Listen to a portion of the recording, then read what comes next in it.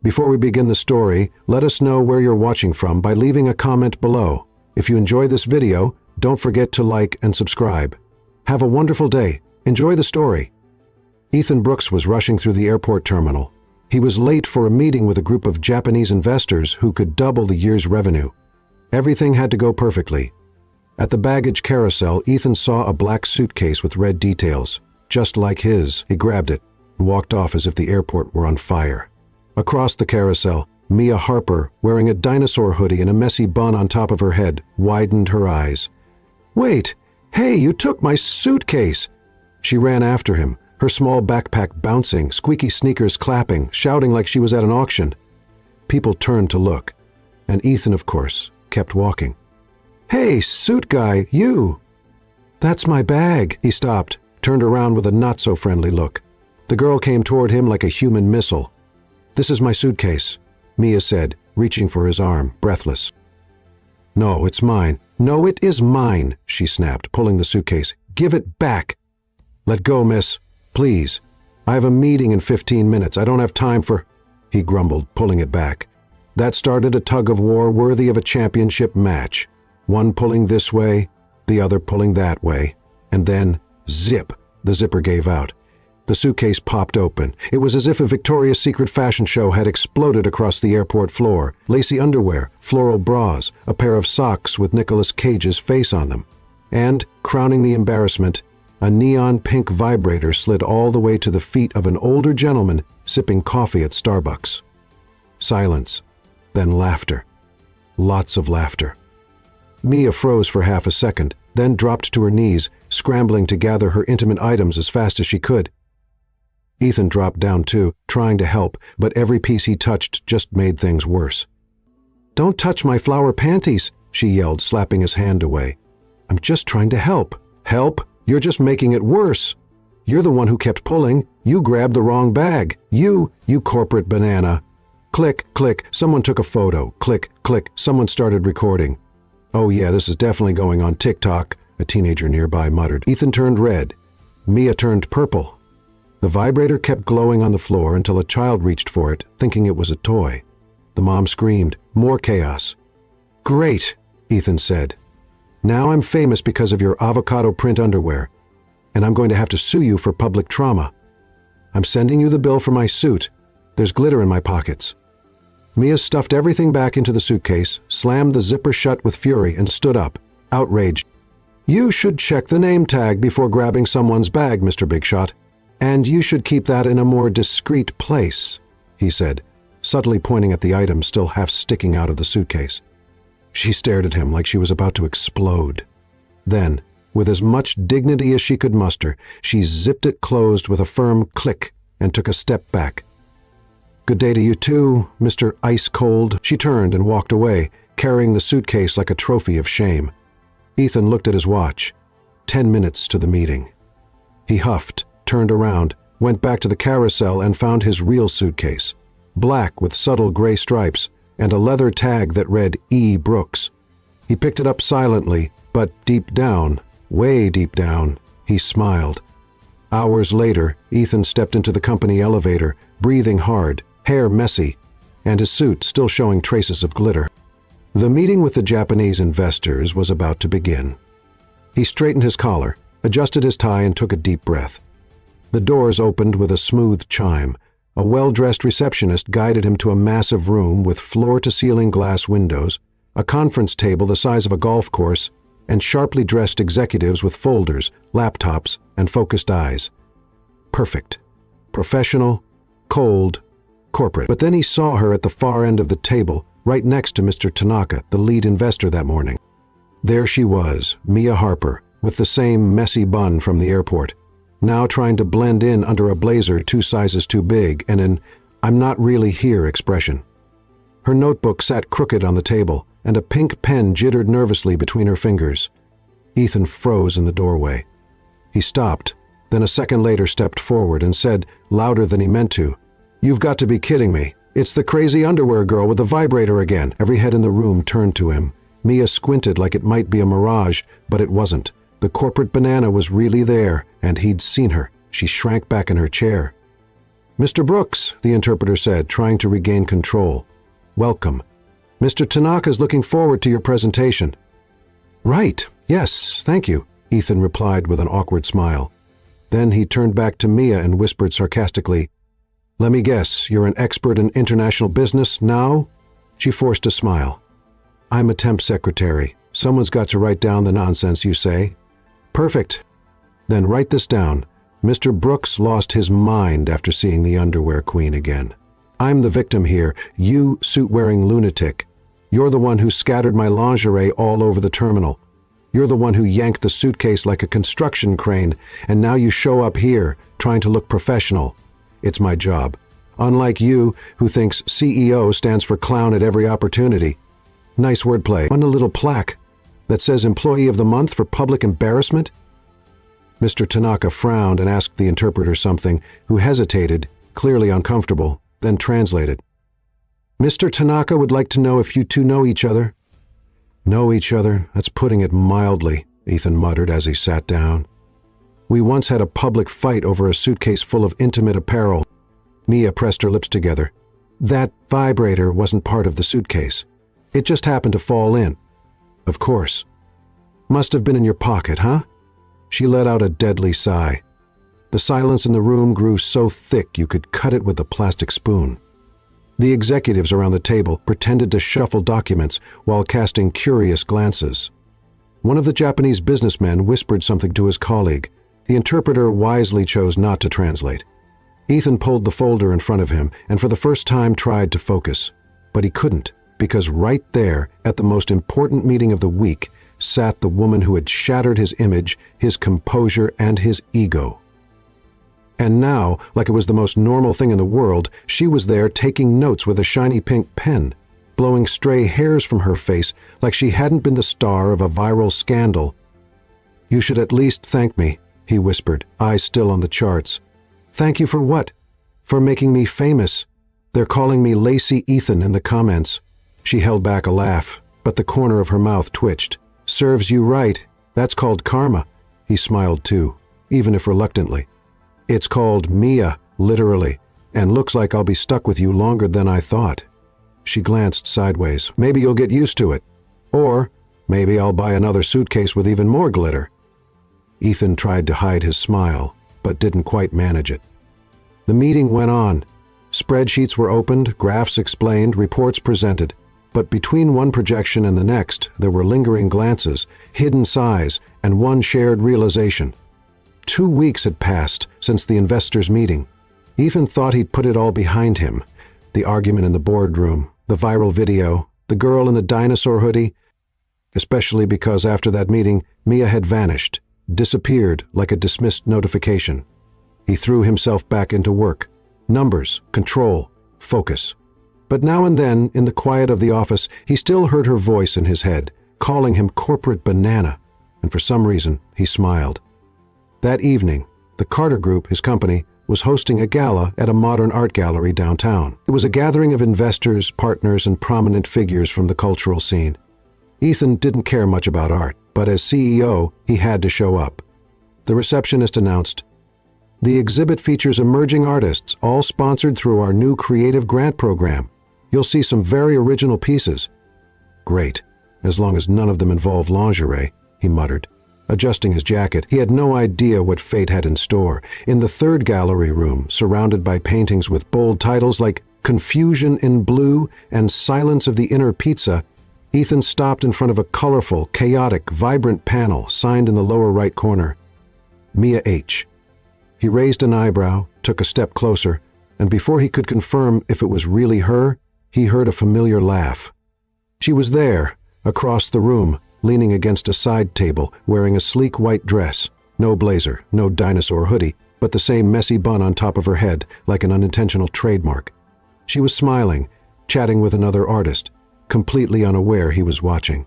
Ethan crossed his arms, stopped just a few steps away. Well, well, who would have guessed? "The queen of avocado underwear also paints." Mia froze in place. "Oh no," she muttered, turning around. "You again? Don't you have another event to ruin?" "I should be asking you that. Is this stalking? 'Cause honestly..." I'm starting to think you're just a simulation my subconscious created to drive me insane.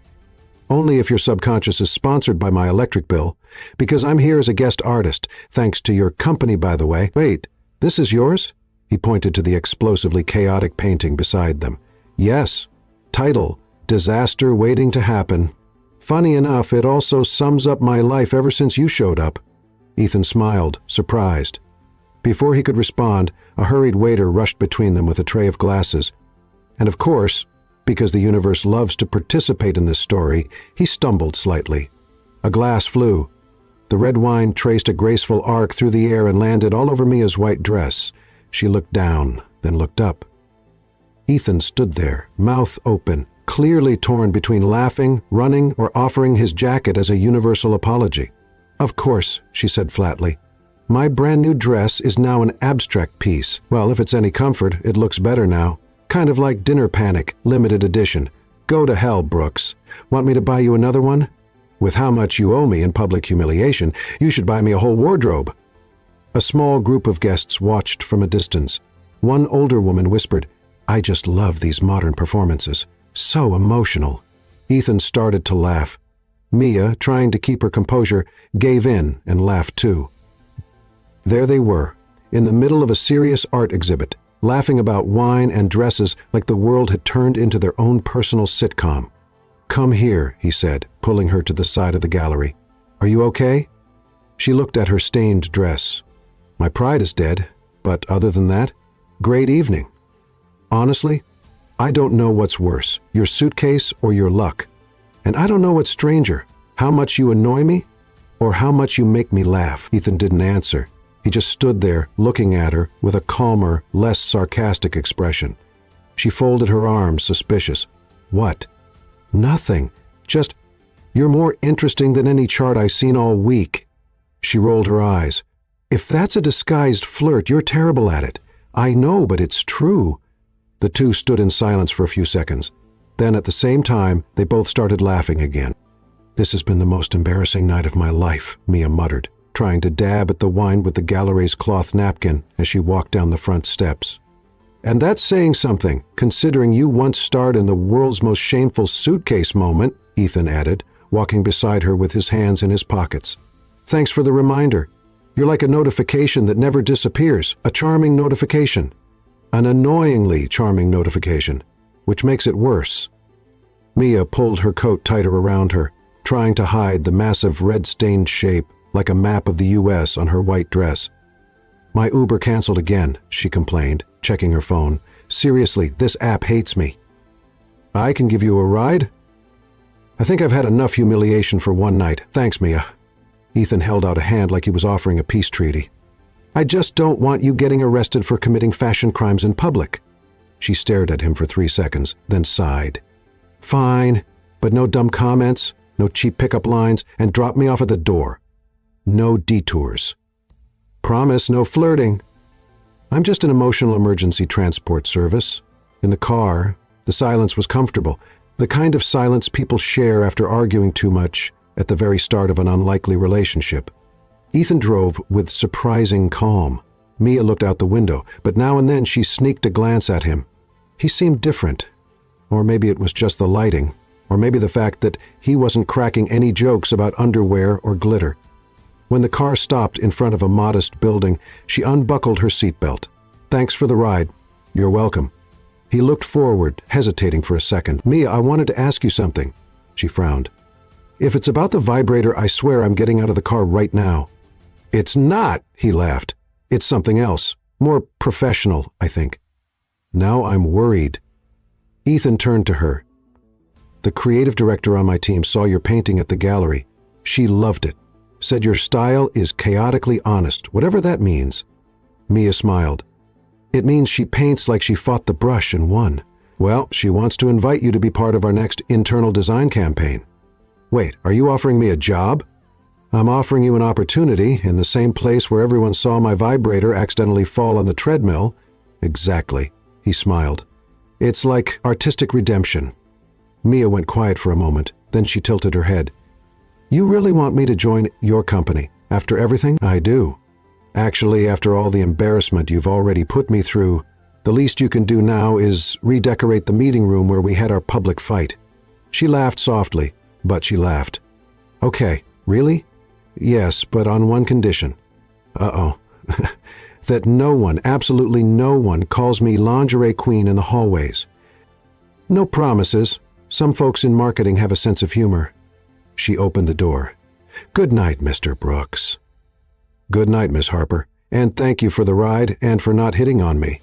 "You're welcome, but if I were hitting on you, you'd know it." She closed the door, and before the car pulled away, Ethan looked in the rearview mirror. She climbed the steps 2 at a time, like she was running from the cold or from doubt. But at the last door, she turned for a moment and smiled. Mia walked into Brooks Innovations on Monday morning like someone stepping into a zoo dressed as a zebra. Or at least that's how it felt, even though she wore a black blouse, beige slacks, and had her hair pulled back in a nearly proper bun, the classic updo holding on like a flag of independence. She knew this place breathed control and etiquette, and she was basically the opposite of that. The badge hanging around her neck swung with each quick step. Mia Harper, Creative Associate, Strategic Design Department. It was official. She worked there now, in the same building where she'd gone viral. In the same building where the most irritating and unfortunately most charming man she'd ever met was the boss.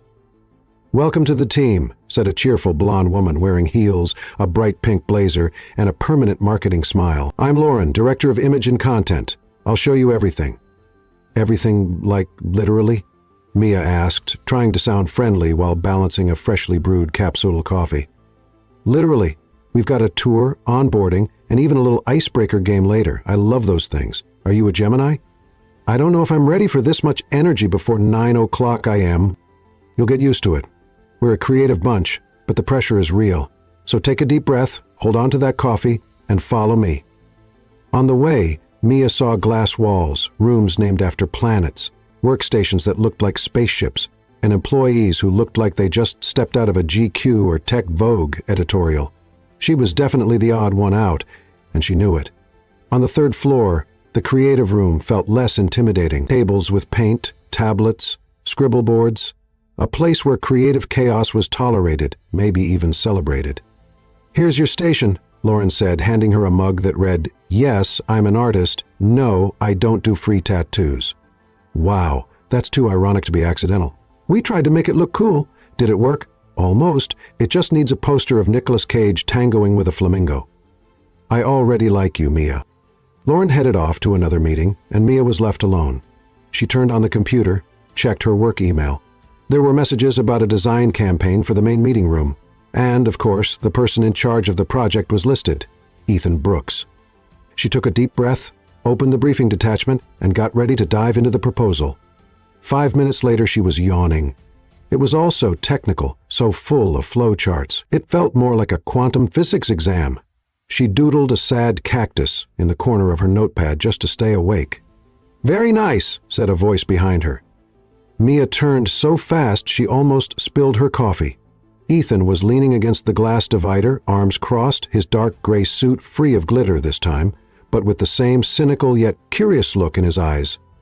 "Oh, great, you again?" she said, moving the coffee away from potential accidents. "I work here, remember? I'm trying to forget. You've shown up more than my bank notifications. I came to see how the new hire is dealing with corporate chaos. Chaos I can handle, but this briefing? It's graphic terrorism." Ethan stepped closer and glanced at her notebook. "Is that a crying cactus? It's a symbol of my soul trying to make sense of this neutral tone color palette you all love so much." He laughed, really laughed. "You're impossible, Mia. And you're ridiculously organized. Do you guys even line up your paper clips by color here? Only the gold ones. They're the leaders of the clips?" She laughed too, in spite of herself. "Are you going to ask me to paint the meeting room with the names of your investors or something?"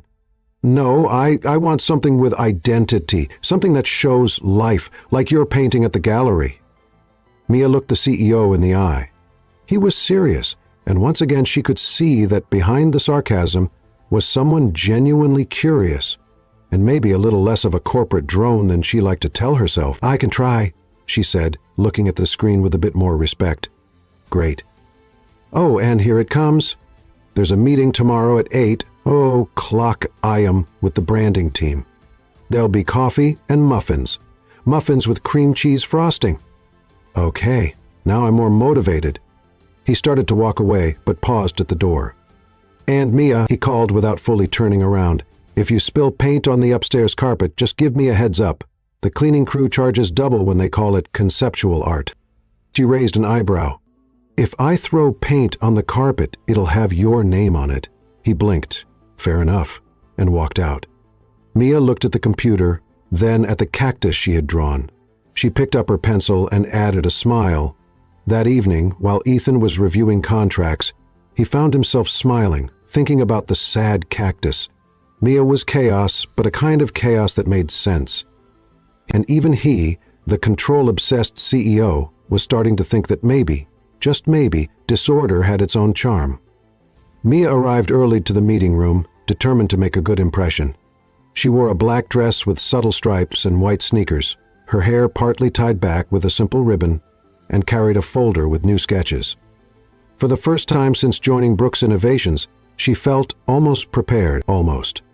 Because nothing, absolutely nothing, could have prepared her for what happened in the next 5 minutes. "Hi, you must be Mia, right? The Suitcase girl," said a bright, cheerful voice. Mia slowly turned around. Standing in the doorway was a woman in a perfect navy blazer, nude heels, wavy blonde hair, and magazine-level makeup. She held out her hand with the kind of smile that said she'd already won the game before it started. "I'm Sophia, Ethan's ex." Silence. Mia blinked 3 times, swallowed hard. "Nice to meet you. I'm Mia, former owner of the Suitcase that became world famous." Sophia laughed, like it was the most adorable thing anyone could say. "Oh, I saw the video. You were hilarious. That part when the vibrator rolled on the floor? Iconic." Mia smiled with the politeness of someone holding a coffee cup full of liquid dynamite. "Glad my embarrassment could provide some international entertainment." "Don't worry, everyone here talks about it fondly. You're kind of an in-house celebrity. By the way, did you know Ethan got really upset about the online comments? He wanted to sue half the internet." Mia raised an eyebrow. "What a gentleman." "Yeah, he's always been that intense, in a good way, but also very loyal. You know, protective. I think that's why we always had this really strong connection." She touched her hair delicately. "You two broke up a while ago?" Mia asked, already regretting it. "About 3 months.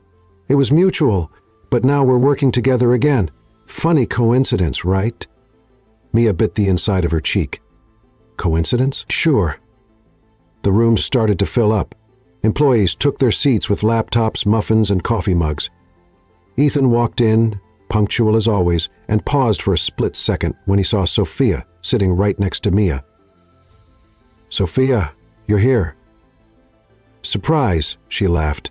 "I was brought in to help with the branding redesign. It's a temporary role, but the impact will be lasting." He blinked, clearly surprised. "I didn't know." "Neither did I," Mia muttered beside him. Ethan pulled himself together, walked to the head of the table, and adjusted some papers. "Okay, everyone, let's begin."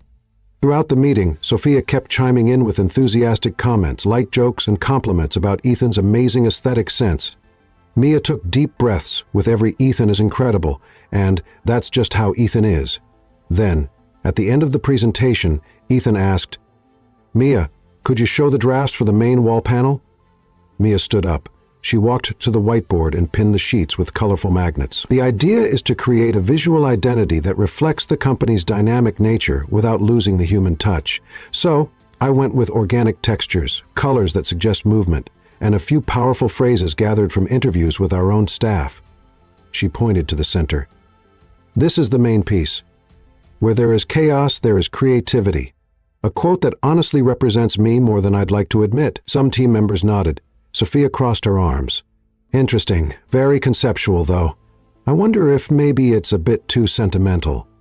Mia turned her head slowly. "The concept is based on feedback from the creative team." "Of course, but still.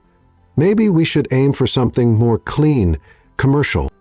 Or maybe we should remember that being too clean can end up feeling empty. And maybe being too sentimental might come across as unprofessional." The room fell silent. Ethan cleared his throat.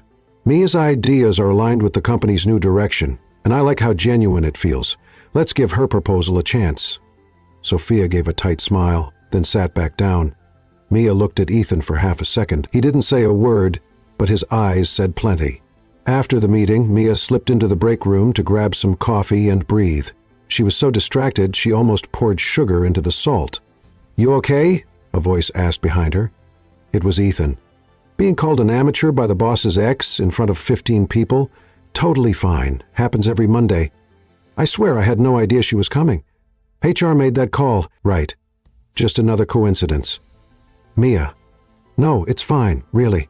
She gave a brief smile. "I just need more coffee. Or a shot of tequila, or maybe an acting class to learn how to pretend I don't want to stick my head in the microwave." Ethan chuckled. "Hey, you nailed the presentation. That quote in the middle, I loved it. Where there's chaos, there's creativity." "Yeah, that pretty much sums you up. Is that a compliment?" "It's more than it sounds." Mia sighed, then, after a second, smiled back. "Well, since you liked it, maybe I'll paint it on the meeting room wall in neon pink with glitter. Only if it's biodegradable glitter. Obviously, I'm chaotic, not careless." They both laughed. And then, in that unexpected moment between coffee mugs and jokes, something shifted. Things got quieter, closer. "Mia, would you like to—" Ethan started, but he was interrupted by Lauren, who burst in, flustered. "Aiden, we need you in the studio right now. The pilot project photo shoot started with no photographer and a sick model. It's chaos, literally." Ethan rolled his eyes. "You've got to be kidding me. Come on. You're the only one who can keep this from turning into an episode of Bosses in Panic." He turned to Mia, clearly reluctant. "I'll see you later. Only if there aren't any more exes in your way. She's the last one, I promise."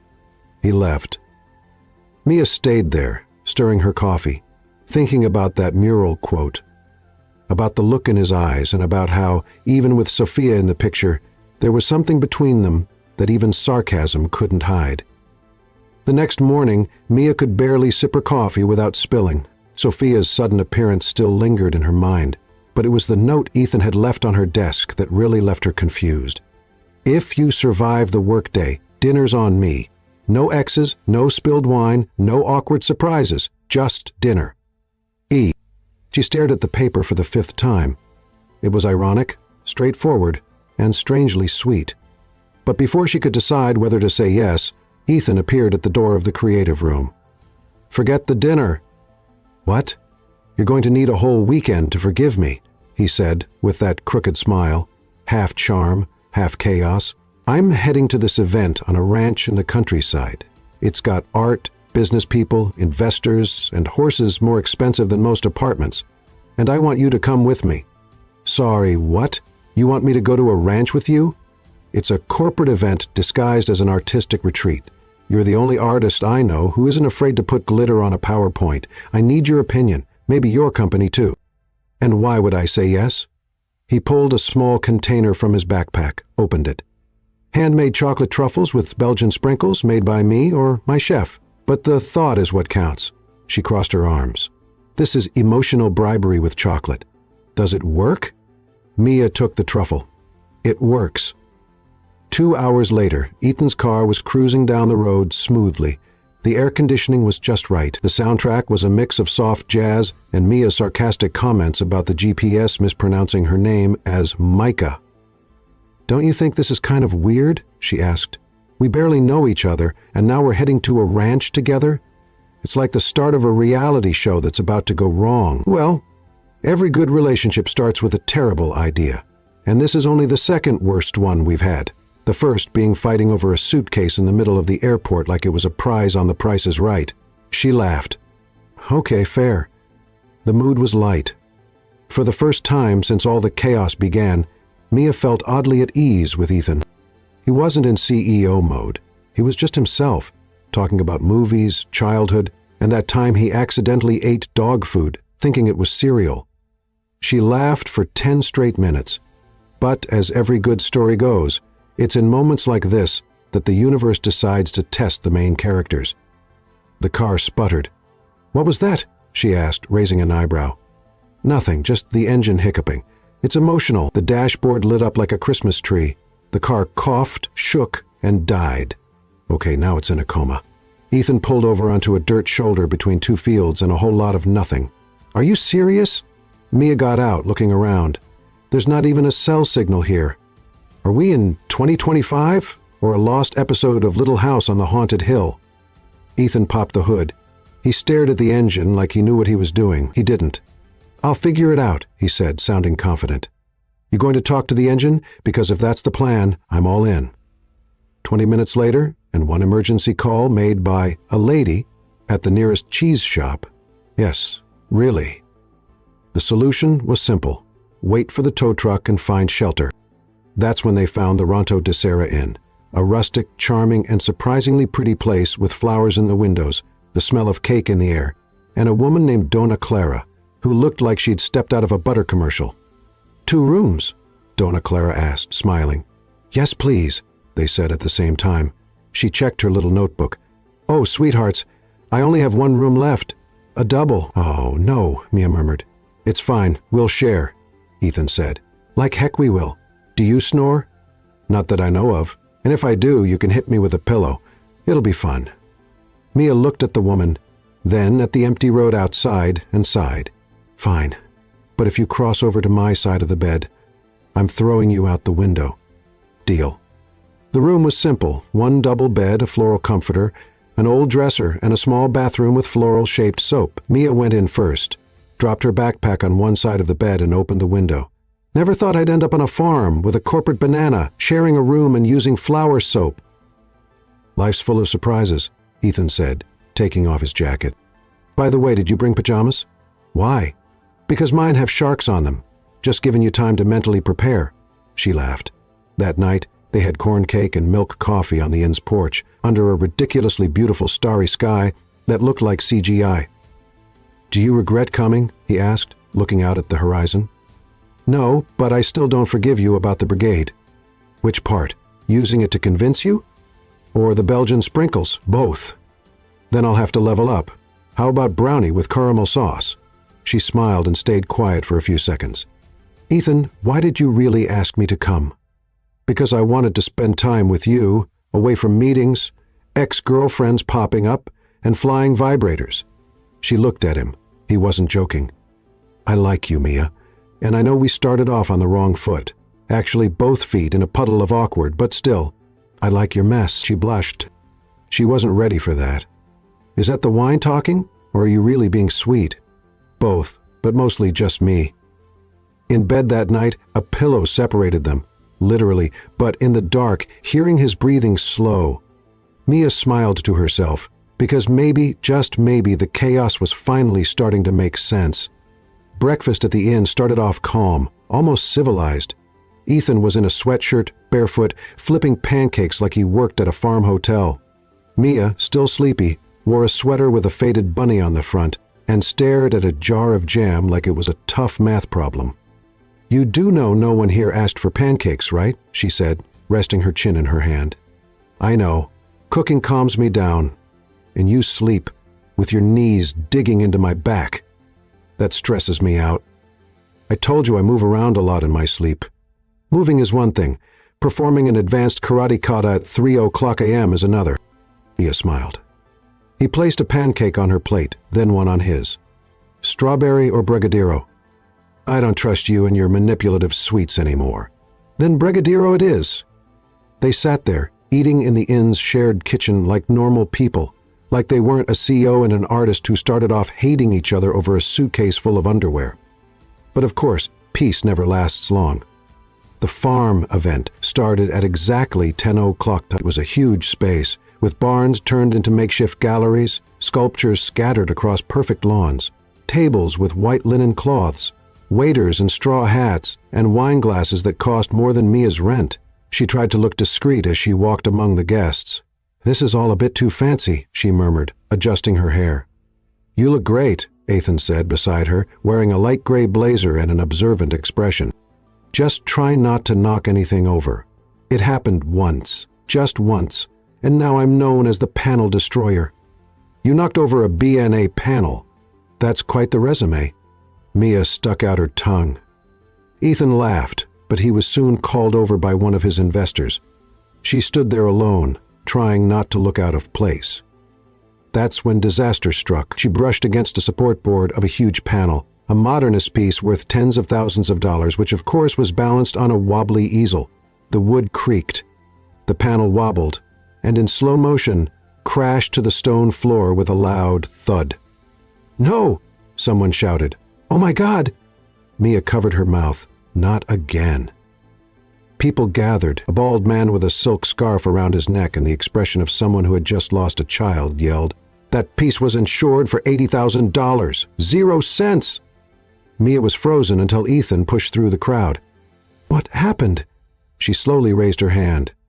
"I touched it by accident. I didn't mean to. I thought it was a bench." "A bench, Mia?" "It was wooden, shaped like a bench. It looked comfortable." The artist looked at her like he was about to faint. "That wood came from a dismantled chapel in Brussels. Oh, I didn't know Belgium made such dangerous furniture." The artist huffed and turned his back. Mia was about to cry, or run, or dig a hole and live in it. But before she could, an elegant older woman approached her, holding a glass of red wine. "Dear, are you all right?" "I don't know. Physically, yes. Mentally, I'm in ruins." "That's exactly what the piece represents," the woman said, pointing to the broken panel on the ground. "The collapse of structure, the impermanence of form, the inner chaos of emotion. It's sublime. I'm Eleanor Dubois, art critic for Artsy International. That was brilliant, authentic, raw. I'd love to interview you." Mia blinked. Ethan, beside her, stood with his mouth slightly open. "You're serious?" "Of course. I'm writing your name down. Mia, right?" "Mia H. That's right. Mia? H for havoc!" As the critic walked away, delighted by the mess, Ethan grabbed Mia's arm and pulled her aside, laughing. "Do you realize what just happened? I broke art and saved the event with charm. You knocked a board to the floor and ended up with an international review that's like modern witchcraft. Add it to my resume. Panel destroyer and praise magnet." They laughed. They were alone now, behind the main building, overlooking the field. "You know," he began, "you surprise me all the time. Sometimes I don't even understand myself, and that's kind of charming." The mood shifted. It grew quiet, still. Ethan took a step closer, then another. Mia looked at him. The wind played with her hair. He raised his hand, touched a strand. "May I?" he asked. She didn't answer. She just stood there, breathing deeply. "Almost. Almost." But then, of course, an intern tripped and yelled, "Watch the wine!" seconds before a splash hit an investor's white suit. Mia, on impulse, ran with napkins and saved the day. Ethan stood there sighing. "Almost," he murmured. Later, sitting on the farmhouse porch with 2 glasses of juice and his shirt stained with grape, she said, "Today was intense. You broke a piece of art, cleaned an investor's suit with napkins, saved the networking event of the year, and you took my breath away for 5 seconds." She glanced sideways at him. "And you, corporate banana, were actually kind of helpful." "That's what I get for wiping wine off an investor. Helpful. And maybe a kiss. But not today. I've hit my chaos quota." Ethan laughed. "So, tomorrow?" She smiled. "Maybe tomorrow." The ride back from the farm was quiet, but not the awkward kind. It was a peaceful silence, as if the words had already been said through laughter, spilled wine, a nearly kiss, and artistic chaos. Mia looked out the window, her eyes following the trees as they passed. Ethan, driving, glanced at her now and then. There were still traces of paint on her hand, and he loved that. "Can I ask you something?" She broke the silence. "You're already asking. Have you always been like this? You know, so hard to read?" "Only when I don't want to be read." She looked at him. "And now do you?" Ethan thought for a moment. "I do, but I'm afraid of what you'll think when you finish the book." Mia gave a small smile. "If it's bad, I'll just scribble in a new dedication." When they got back to the city, they each went their separate ways, but the distance was only physical. They kept sending silly texts, memes, and little inside jokes born from crooked sculptures and wine mishaps. Then, 2 days later, a phone call changed everything. Mia got a call from Eleanor Dubois, the art critic who had seen her knock over a display and somehow save her reputation with charm and chaos. "Mia, darling, I've got a last-minute opening for an international exhibit in Florence. I need a fresh, bold name." "You're serious?" "Absolutely. 3 months, a paid studio, European mentors, top galleries.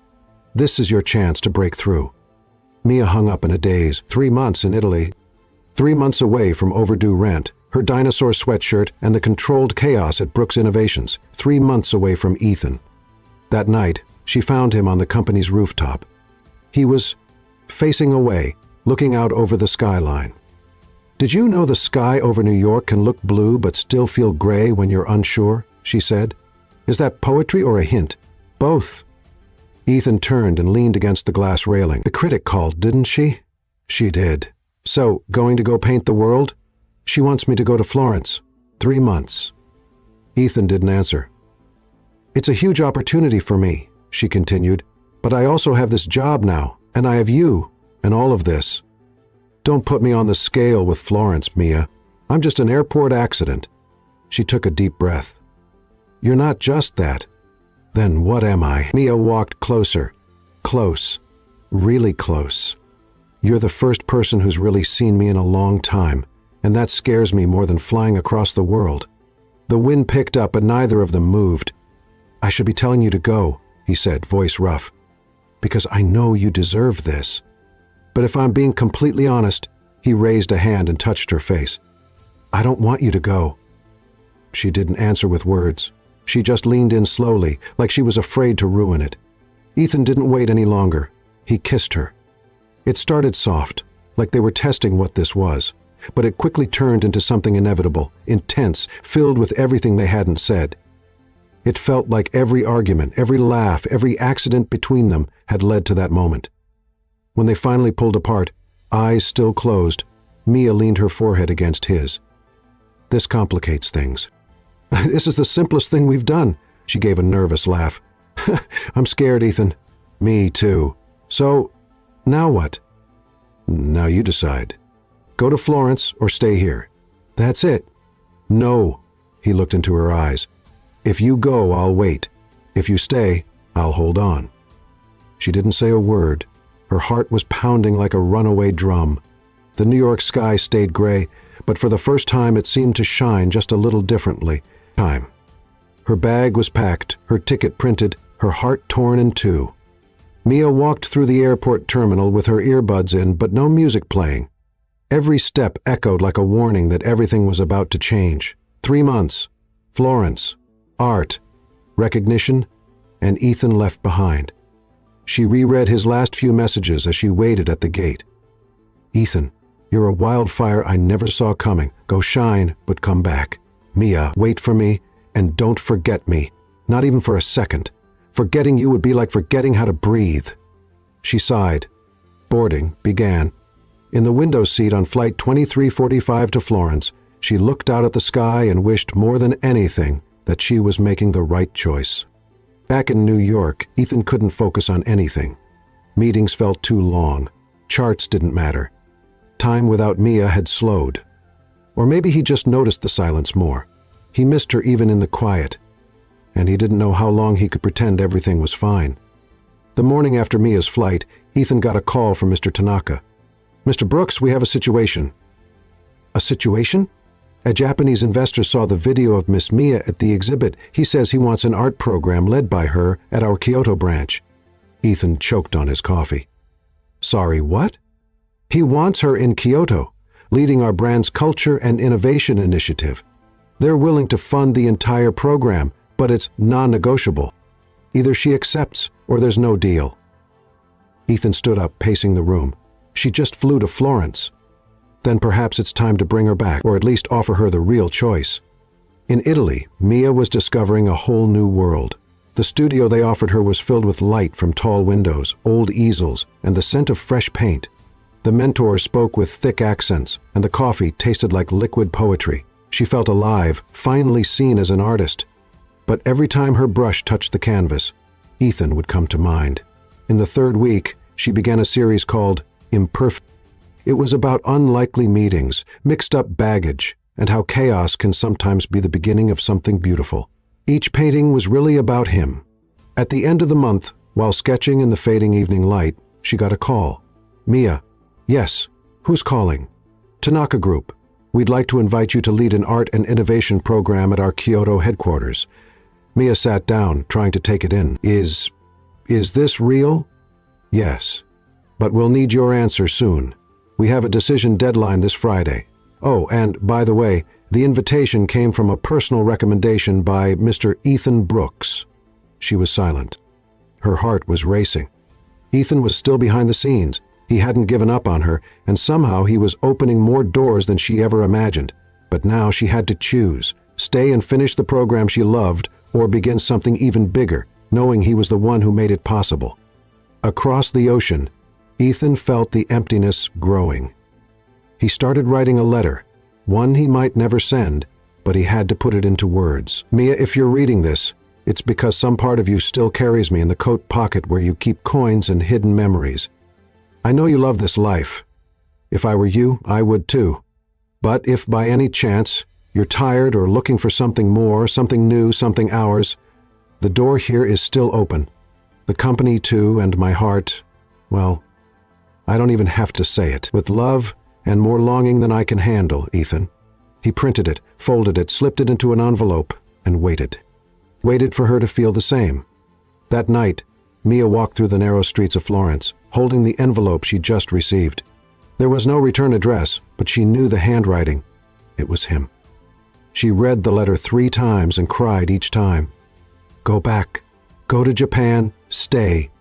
What was right? What was real?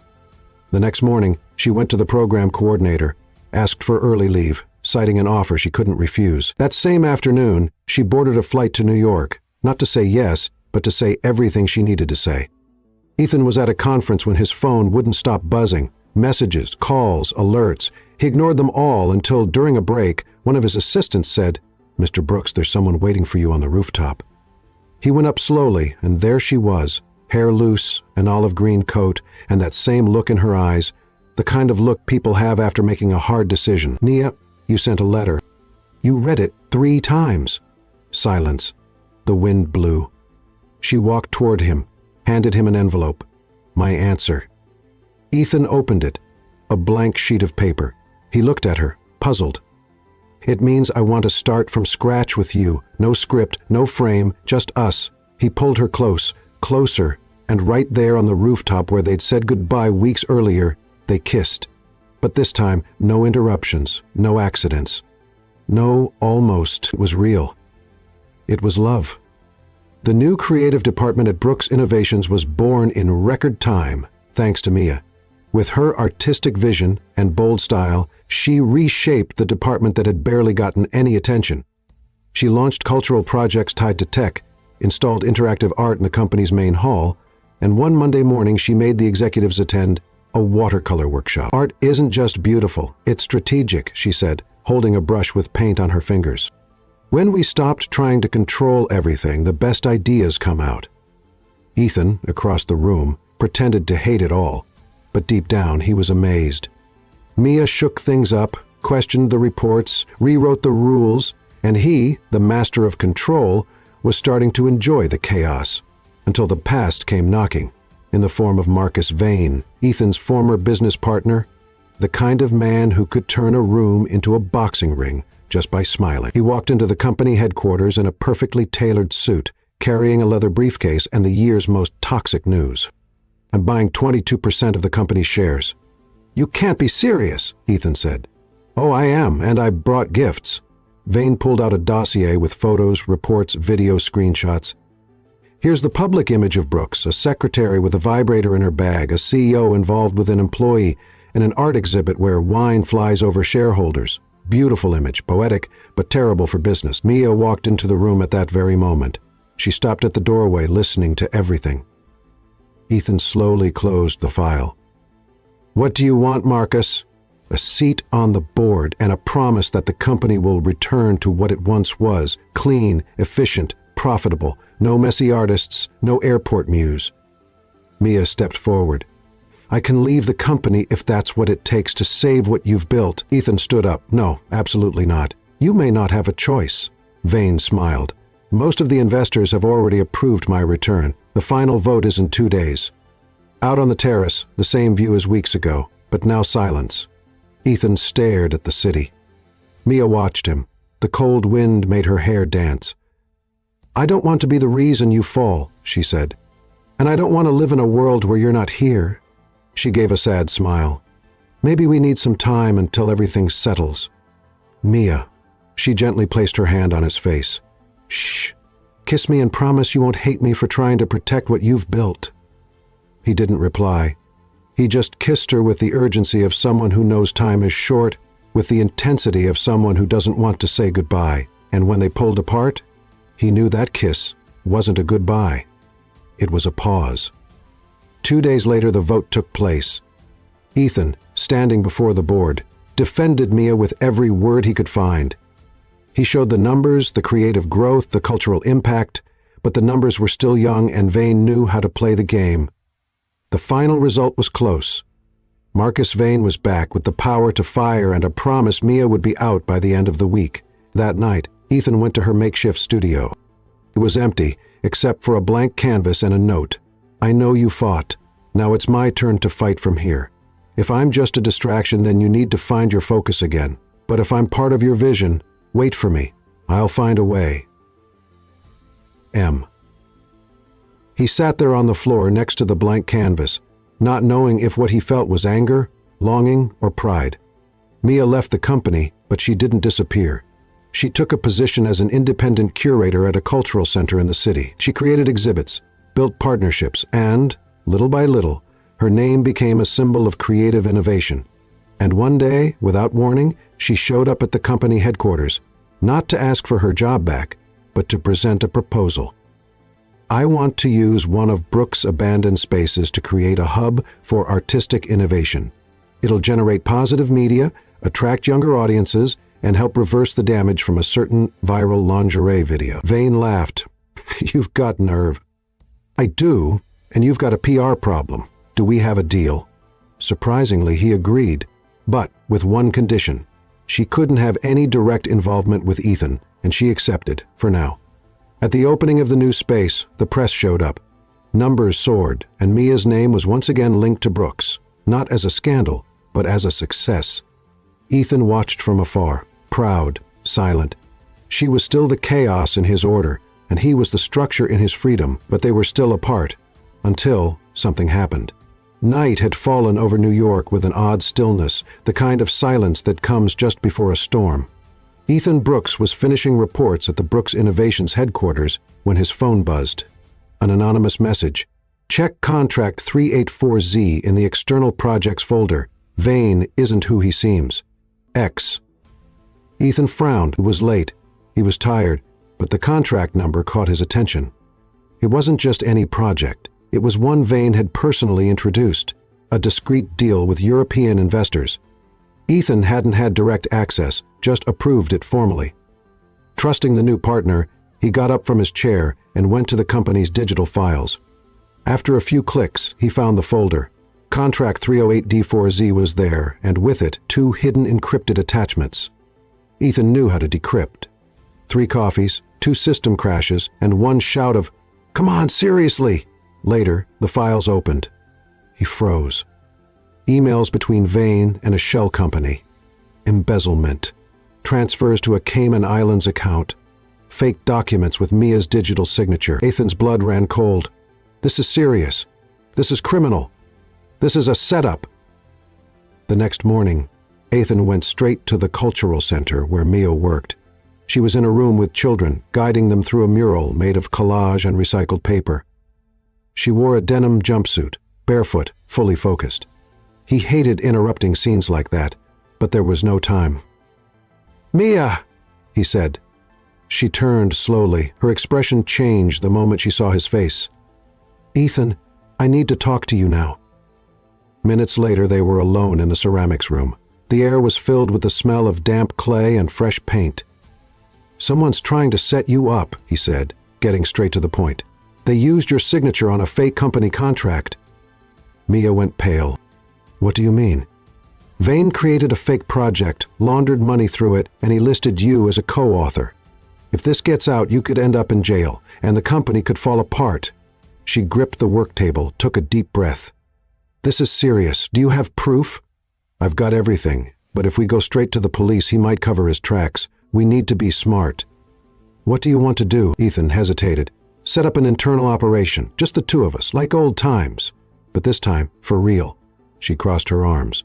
"You still trust me after everything?" "I don't just trust you. I need you. Because if there's one person who can see beyond the obvious, it's you." She smiled briefly. "Okay, let's take down the corporate villain again." The next few days were a whirlwind. Ethan dug into internal records. Mia teamed up with a hacker friend to trace Vane's transactions.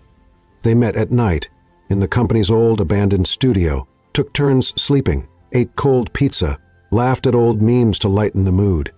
It felt like a nerdy, desperate version of Bonnie and Clyde. But the real danger was still ahead. Early Friday morning, Mia's hacker brought the final piece of evidence. Vane is trying to sell part of the company to a competing multinational illegally. The paperwork's already prepped. He's trying to destroy Brooks from the inside and make a profit," Ethan said, stunned. Mia looked at him. "If we take this to the board tomorrow, everything changes, or we lose everything. But together. Always together." They looked at each other, and in that moment they weren't just partners in a scheme. They were partners in life. Ethan stepped forward. So did she. No words, just certainty. They kissed. And this time, the world could have fallen apart around them. They wouldn't have noticed. The next morning, an emergency board meeting was called. Everyone was there, even Vane in his $3,000 zero-cent suit and smug look, ready for victory. Ethan stood up, handed out printed copies to the board, explained every move, pointed to the accounts, the forged documents. Then he played a video, a recorded conversation between Vane and his accomplice. Clear, undeniable. Vane tried to object, but it was too late. The vote was unanimous. Immediate removal, holding arrest, federal investigation. Mia, standing at the back of the room, took a deep breath. She was free and, more than that, vindicated. In the days that followed, Brooks's atmosphere shifted. The company reinvented itself. Investors came back, its reputation was restored, and in the middle of it all, their love grew. They had lunch together, discussed art and tech projects, spent Sundays watching old movies and critiquing the costumes. Ethan changed. He became lighter. Mia changed. She became more confident. And then came the final surprise. One sunny Saturday, Ethan took Mia to a clearing outside the city. There was a cottage, a blank canvas set up in the yard, and dozens of photos of them hanging from string lines. She smiled, suspicious. "What's all this?" "A gift, but with one condition." He got down on one knee, pulled a small box from his pocket. "Mia, you brought back my sanity by turning my life upside down. You made me laugh on the worst days, and you showed me that love can begin with a luggage mix-up at the airport. Mia, will you be the official artist of my life? My permanent partner, my wife?" Mia laughed through tears. "Only if the wedding cake has glitter." "Done." "Then, yes." They kissed again, and this time it was forever. The invitation said it all. "Mia and Ethan invite you to the most unlikely, unpredictable, and incredibly romantic wedding of the year. Date, Saturday, a countryside farm. Dress code, casual, chic, or artist-inspired.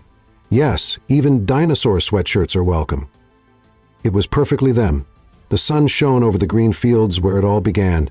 The same place where the car broke down, where they accidentally shared a room, where the first almost kiss hung in the air, now decorated with string lights, art panels made by Mia, and a hay-covered aisle draped in white fabric. It was ready for the biggest moment of their lives.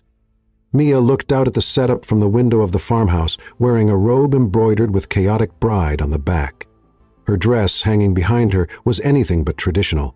A mix of tulle, lace, and glitter. Lots of glitter.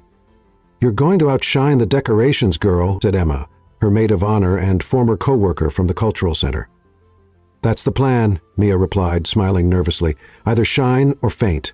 Let's see which one comes first." "Are you scared?" Mia sighed. "No, it just feels too good to be true." "You know, you deserve good things, Mia. And so does he." You two found each other in the middle of chaos and turned it into poetry. Poetry with flying underwear. Both of them burst out laughing. On the other side of the farm, Ethan was adjusting his tie in front of an old mirror.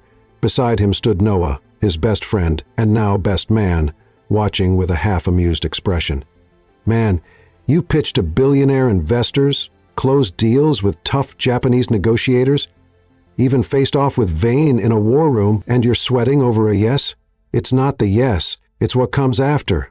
It's forever. Relax. If you survived that luggage show at the airport, you can handle anything." Ethan chuckled. "I love that woman, Noah. She turned my world upside down, and I've never been more sure of anything." "Then let's go." "Time to say that with a kiss," Noah said, patting him on the back. Guests had started arriving. There were people in suits and ties and others in colorful outfits. Some wore formal attire, others had on crochet dresses and oversized sunglasses. One older woman wore a blouse with a vibrator print.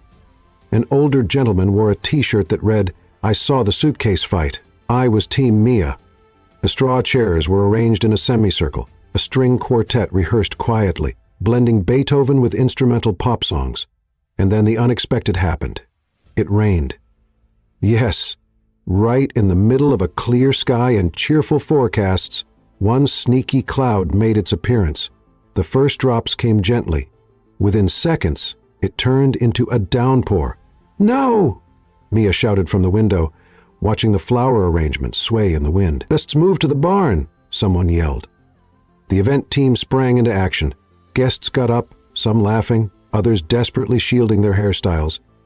Ethan, standing at the makeshift altar, simply opened his arms and looked up at the sky. "Of course this would happen," he said with a smile. Half an hour later, everyone was inside the renovated barn. The lights were on, hay bales turned into last-minute seats, and the altar was rebuilt with floral curtains and Mia's paintings in the background. Ethan stood in the center, shoes a little muddy and hair slightly damp. Still, he looked like the happiest man in the world. The music began, an instrumental version of "Can't Help Falling in Love." And then she walked in. Mia walked beside her mother, holding a bouquet made of dried flowers and paintbrushes. Her dress sparkled, her smile was shy, and her eyes said everything. She stopped in front of Ethan. "Thought you were going to be late," he whispered. "I'm the bride. I had to be late so you'd wait for me." The officiant smiled. "We are gathered here today," but no one really heard the rest of the sentence, because the looks, the memories, the feelings, they were all there, in the silence between the two of them. The most important moment wasn't the speech, it was what they felt. When it was time for vows, Mia spoke first. "I promise to keep knocking things over and messing up schedules and reminding you that life without art is just a pretty routine. I promise I'll laugh at your spreadsheets and sneak glitter into your pockets when you least expect it. I promise to be me, but with you." Ethan took a deep breath. "I promise to stop trying to control the world and let you surprise me every day. I promise to protect you from criticism, from doubts, and from any surprise vibrators. I promise to be your ground while you fly." They both laughed. The officiant held back a laugh too. "By the power vested in me, I now pronounce you husband and wife. You may kiss." They kissed, and this time it was for good. The party was a whole event of its own. Mia had set up a dance floor with colorful projections. Ethan organized a drink bar with names like Love Contract, Stolen Kisses, and Confused Caipirinha. There was karaoke. There was cake with edible glitter. There was a lady who fell into the pool and said she was baptizing the wedding. There was dancing till the floor, yes, even Mr. Tanaka. And late into the night, something more happened. Ethan took the microphone. "Ladies and gentlemen, I need 5 minutes of your attention." Everyone turned to look. When I met Mia, I was rushing toward what I thought was success, and she made me trip, literally. And in that stumble, I found everything. Today, I want to share something many of you weren't expecting. Everyone held their breath. Starting next month, I'm stepping down as CEO of Brooks Innovations. Some guests exchanged surprised looks. Because I'm starting a new company, a blend of art and business, and its name will be Brooks and Mia. Applause erupted. Mia was crying and laughing at the same time. He reached out his hand. "All we need is one more partner and someone I love who's crazy enough to join me." She stepped onto the stage and kissed him hard. "Wherever you go, I'll go, but on one condition." "What's that?" "No more wrong suitcases, ever again." They laughed and kissed again. Mia and Ethan's life after marriage was anything but traditional. There was more glitter than self-help books, more spilled coffee than candlelit dinners, and a weekly schedule filled with artist meetings and brainstorming sessions in bed with popcorn and chocolate fudge. But there was love. So much love. And one ordinary morning, with the sound of the coffee maker in the background and Mia rummaging through the fridge looking for something sour with chocolate, everything changed. "Ethan," she called from the kitchen. "Huh? This is weird. What is?" "I'm craving pickles with sweetened condensed milk." Silence. "You're joking, right?" "No, and there's more. I cried today because I saw a video of a duck chasing a puppy, and I hate ducks." Ethan showed up at the door with one eyebrow raised. "You mean to say—" "I don't know," she answered, eyes wide. "But my app says I'm 5 days late and my boobs hurt like I just ran a marathon without a bra." Silence, a glance, a flash of panic, then one of hope. "Should we buy a test?" he asked. "Now." The silence in the bathroom was as thick as steam in a sauna. Mia paced back and forth. Ethan leaned against the door, holding the test box like it was sacred. 3 minutes, right?" "It's already been 5. Go check." "You look. You're the one who peed on it." She sighed, took a deep breath, and grabbed the test. 2 lines. Ethan's eyes widened. "That means I'm pregnant. We're pregnant." A few seconds of silence, then he rushed to her, picked her up, and spun her in the air. Mia laughed, cried, and held the test like a trophy. "Oh my God, we're having a baby! We're having a little walking chaos!" At the first doctor's appointment, the doctor smiled right after the ultrasound. "Are you ready to know?" Ethan squeezed Mia's hand like they were on a roller coaster. "It's a boy!" Mia looked at the screen, then at her husband. The sound of the baby's heartbeat filled the room. "A boy," she repeated, teary-eyed. "A little boy. A mini Ethan with messy hair and a flair for drama," he added. "A baby with an artist's soul and a CEO's calendar. Dangerous." They laughed and left the appointment arm in arm, already debating names. Nothing too uncommon, but nothing that sounds like a perfume either. Agreed. And nothing that rhymes with panties. That's important. The baby shower couldn't be normal. Not with them. The theme: Mission Impossible, diapers and love. All the guests wore black with dark sunglasses. The decor was a mix of Hollywood and baby gear.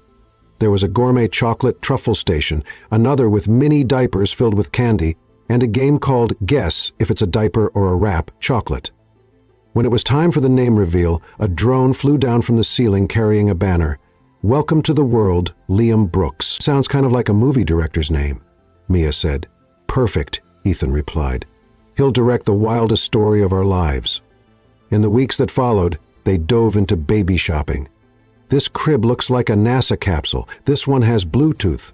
"Why would a crib need Bluetooth, Ethan?" "So the baby can listen to classical music and develop his right brain." "What if he prefers rock?"